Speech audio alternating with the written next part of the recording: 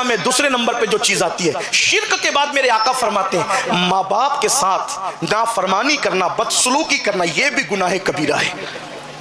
और शबे बरात में सबको बख्शा जाता है, जिन बदबख्तों को और कम नसीबों को नहीं बख्शा जाता वो माँ बाप के गुस्ताख और बेअदब भी है।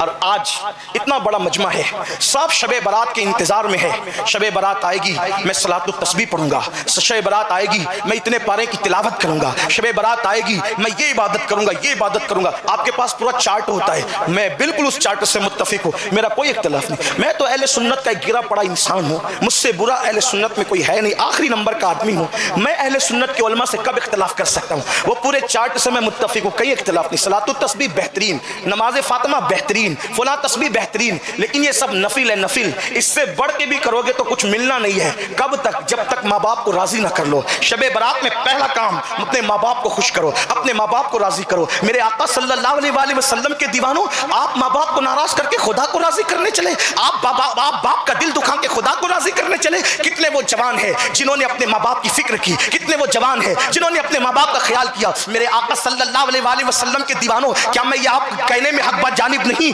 अल्लाह अकबर, कि अगर दोस्तों की पार्टी हो तो हर आदमी जेब में हाथ डालता है, मैं पैसे दूंगा, मैं पैसे दूंगा, मैं पैसे दूंगा। बोलो ये है कि नहीं है? दोस्तों की पार्टी में सबकी जेब में हाथ जाता है, लेकिन जब माँ बाप बीमार पड़ते हैं तो क्या होता है? बड़ा भाई मंझले से कहता है तू बिल दे दवा खाने का, मंझला छोटे से कहता है क्या तेरी माँ नहीं है, क्या तेरा बाप नहीं है, तू बिल नहीं दे सकता, तू भी तो इतना कमाता है। सोचो तो सही, जब माँ बाप अल्लाह अकबर तो तुम्हारी परवरिश कर रहे थे तो क्या माँ बाप ने भी इस तरीके से लोगों के हवाले हमें किया था? अल्लाह अकबर। सुन लो, आज दीन की पूरी शक्ल बदलती जा रही है। जिस चीज को तरजीह देना चाहिए उसको तरजीह नहीं दे रहे हैं, और जिसको तरजीह नहीं देना चाहिए उसको चीज को सर पे ले करके घूम रहे हैं। मेरे प्यारे आका अलैहिस्सलाम के प्यारे दीवानों, ये शैतान का मक्र है, ये शैतान का फरेब है कि शैतान तुम्हें फराइज से हटाकर नवाफिल में उलझा देता है। अल्लाह अकबर। आज बेशुमार वो माँ बाप है जो मस्जिदों के सीने पे बैठ करके भीख मांग रहे हैं। आज बेशुमार वो माँ बाप है जो अल्लाह अकबर ब्रिजों के नीचे,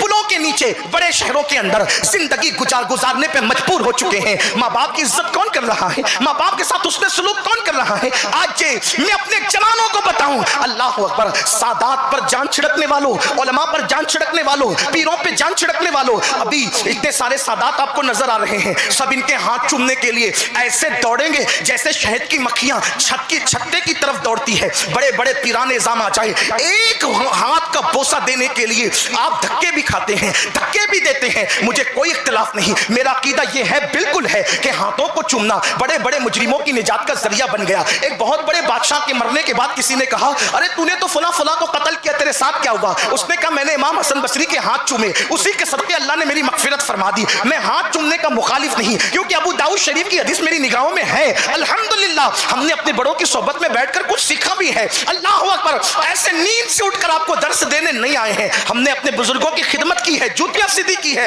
कुछ सीखा है, उसके बाद आपके पास आए हैं। ये गुरूर घमंड से नहीं कहते, लेकिन इतना जरूर कहता हूं, अबू दाऊद शरीफ में है, सहाबा ने मेरे नबी के हाथ भी चूमे, मेरे आका के पैर भी चूमे। लेकिन आपसे इतना जरूर कहना चाहता हूं, उलमा की तरफ दौड़ने वालों, मशाइख की तरफ दौड़ने वालों, सादात की तरफ दौड़ने वालों, मुझे इतना बताओ, क्या कभी तुमने अपने बाप के भी हाथ चूमे? या कभी तुमने अपनी माँ के भी हाथ चूमे? तेरे पीर के पास तो हाथ चूमने वालों की कतार लगी है, उसके पास तू जाए ना जाए वहां कोई कमी नहीं, लेकिन तेरे बाप के लिए तेरे सिवा कोई नहीं है, तेरी माँ के पास तेरे सिवा कोई नहीं है। माँ बापों को लात मारकर, माँ बापों को तरसाकर, माँ बापों को तड़पाकर तुम खुदा को कभी राजी नहीं कर सकते।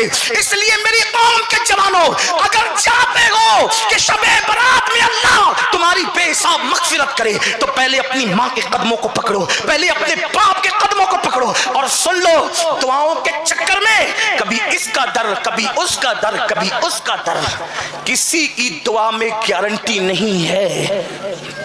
मेरे ये जुमले कभी कभी कमर्शियल लोगों को तल्ख लगते हैं, लोग मुझसे इस पे लड़ते भी हैं, तू कौम को बेअदब बना के छोड़ेगा। मैंने कहा मैं कभी बेअदब नहीं बनाता। क्यों? इसलिए कि कौम तुम्हारी भी बावफा नहीं हो सकती जब तक ये माँ बाप की वफादार ना। जो माँ बाप से वफा ना करे वो पीर से वफा करेगा। अगर पीराने निजाम की सोच ये बनी है कि माँ बाप का बेवफा मेरा वफादार होगा, तो मैं कहता हूं ये गलत है। और कोई पढ़ा लिखा पीर ये कहता भी नहीं, हमारा सुन्नी पीर, चंद जाहिल जो घुस गए इस सब पे उनकी बात कर रहा हूं। आप जानते हैं, एक शख्स के बारे में मैंने अपने उस्ताद से सुना, वो कह रहे थे, उसने गाड़ी पे लिखा था पीर का करम। पूछो पीर का करम। खैरियत, पीर का करम। मैं ये भी लोगों को कहता हूँ पीर का करम बाद में कहो, पहले अल्हम्दुलिल्लाह कहो, क्योंकि ये अल्लाह के रसूल की सुन्नत है। ये मैं इतना जरूर आपको कहूंगा। हाँ, चंद दिनों के बाद किसी ने पूछा खैरियत, तो कहा अल्लाह का करम। कहा क्यों भाई, आज जुमला बदल गया? तो कहा पीर साहब को घर बुलाया था, फातिहा के लिए नहीं आए, तो मैंने बैत तोड़ दी। ये कौम का हाल है, ये कौम का हाल है। मैं कह रहा हूं, मेरी बात बुरा मत मानना, हमें अपनी कौम को वो बातें सिखानी होगी जो मदीने के ताजदार ने अपने असहाब को सिखाई। हमें तो वही बात करनी है। याद रखिए, किसी को बुरा लगता है लगे, हो सकता है यही होगा ज्यादा से ज्यादा। आइंदा अहमदाबाद वाले नहीं बुलाएंगे, लेकिन अल्लाह को गवाह बना के कहता हूं, ना मुझे तकरीर का शौक, ना अहमदाबाद आने का शौक, मुझे कभी भी शौक नहीं। लेकिन अगर ये बात हक है और हक है, तो पहले आपकी जबान से अल्हम्दुलिल्लाह निकलना चाहिए। क्यों? क्योंकि तुम्हारे बाप आदम ने जो सबसे पहला जुमला कहा था वो यही कहा था, अल्हम्दुलिल्लाह।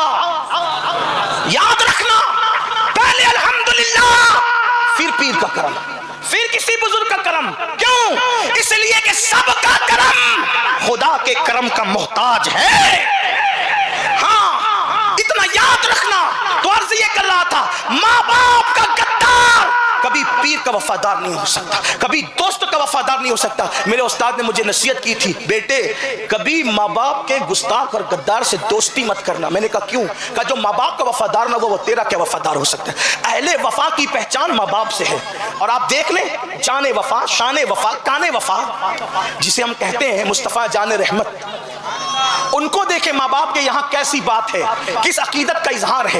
एक मर्तबा एक बूढ़ी खातून लकड़ी टेकते हुए आई, हुजूर अलैहिस्सलाम सहाबा की महफिल में बैठे थे, उठ के खड़े हो गए। आप अंदाजा कर सकते हैं, आज अगर कोई लड़का डॉक्टर बन जाए तो वो अपने काले रंग की माँ का तारुफ नहीं कराता अपने दोस्तों से कि ये मेरी माँ है। क्यों?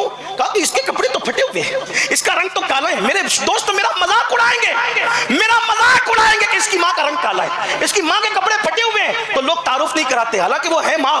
मैं कहता हूं शान से कराओ अपने माँ बाप का तारुफ कि ये तुम्हारे माँ बाप हैं। लोग मजाक उड़ाते रहे, अपने माँ बाप का तारुफ फख्र से कराओ। जमीन पे तख्त ताज का मालिक मैं उसको समझता हूं, ताजदार वो है जिसके सर पे माँ का आंचल है, और तख्त पे वो बैठा है जिसके नीचे बाप की शफ़क़तें मौजूद।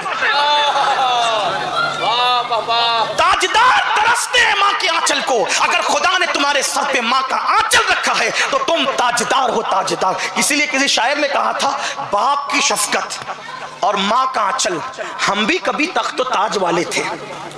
बाप की शफ़क़तों को क्या, ये ताकत से कम नहीं, और माँ के आंचल को क्या समझते हो, ये ताज से कम नहीं। इसलिए आजकल के लड़के डॉक्टर बन जाएं, इंजीनियर बन जाएं, कभी माँ बाप का तारुफ नहीं कराते। अगर वो अनपढ़ हो, भोले भाले हो, सीधे साधे हो, शर्म आती है उनको। बल्कि मेरे एक दोस्त ने अपने चंद साथियों को तारुफ कराया कि बड़े मियाँ कुर्सी बैठे थे, दोस्त गए उसके बर्थडे के मौके पर, कहा ये कौन है? कहा ये हमारे यहाँ काम करता है, जबकि वो उसका बाप था। सादे कपड़े में बैठा, उस बदबख्त को ये नहीं पता था कि ये खुद सादे पहनकर मुझे कीमती पहनाता है, ये खुद हल्के कपड़े इस्तेमाल करके मुझे भारी पहनाता। इसने मेहनत की, मजदूरी की, और मुझे अच्छे कीमती कपड़े पहनाकर कीमती स्कूल में भेजा। एहसान फरामोश हो गई दुनिया इतनी।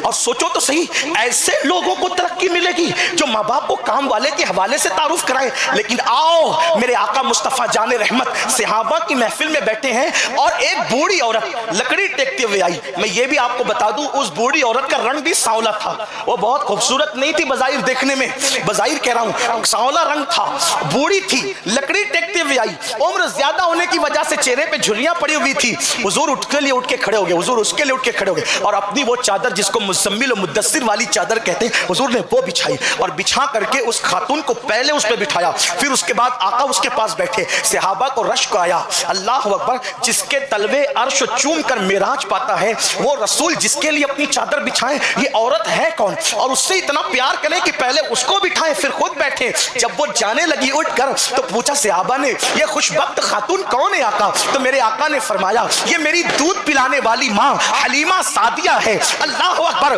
जब सहाबा ने कुछ सुना कि ये दूध पिलाने वाली माँ हलीमा सादिया है, तो सरकार सच करते, आका क्या आपके बचपन के वाकयात हम इनसे सुन सकते हैं? आपका मुबारक बचपना इनसे मालूम कर सकते हैं? तो मेरे आका ने फरमाया, पूछ लो। फिर हलीमा सादिया ने हुजूर के बचपन के वाकयात बताए। लोगों को अंदाजा हुआ, जो दूध पिलाने वाली माँ का इतना एहतराम करता हो